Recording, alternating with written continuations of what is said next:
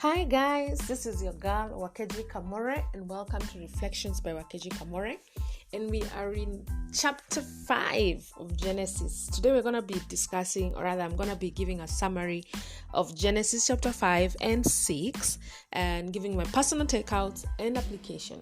But before I do that, I would just like to say a few things, to say that if you would like to be able to know exactly when I post, or I don't know whether people get notifications in Anchor in these podcast things, honestly.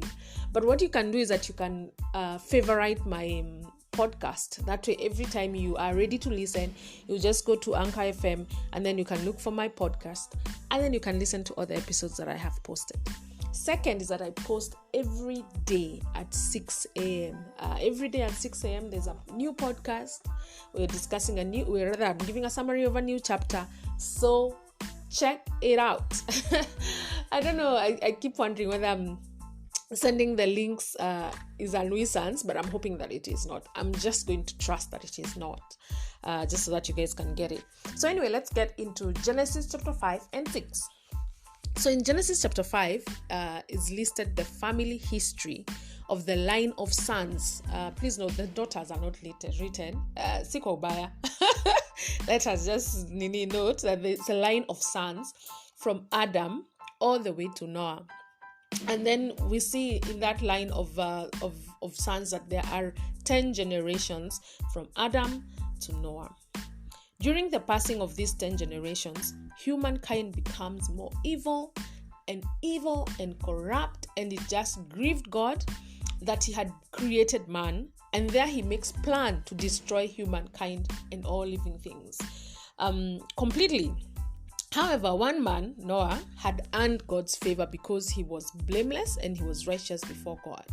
So God spoke to Noah and promises to establish a special covenant with Noah and his family. He instructs Noah to build an ark or a boat. Let's call it a big boat. A big boat. or a cruise ship. Let's call it a cruise ship. Yeah, it sounds like that. To build a cruise ship large enough to hold Noah's family and a pair of every kind of living animal, while God sends a great flood to destroy the earth. So Noah does so. So Noah goes ahead and creates this amazing big cruise ship. So anyway, in my personal takeouts from Genesis chapter 5 and 6 is that in the history line, there was a man called Enoch. And Enoch is said that he walked with God and God took him. He was the first man to not die. As a matter of fact, if you look at the history line and how it's been written in the Bible, it says someone begat someone. Okay, let me just read for you. And says, so Adam lived 930 years and he died. Then he died. Seth lived 912 years. Then he died. And then it says, so everybody is written, then he died. But for Enoch, it says Enoch lived 905 years. Enoch.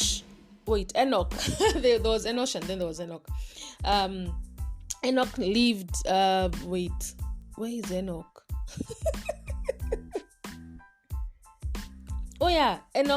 Enoch lived a total of 365 years. And one day, Enoch was walking with God and he disappeared because God took him. First, I feel like Enoch lived like the least years compared to these other people who lived 900 and something years, 960 something. So God was like, hey, you guys, you're my friend. Come to Ishinawewe ukuju. Wacha kustruggle uko chini. So yes, he was the first man to not die.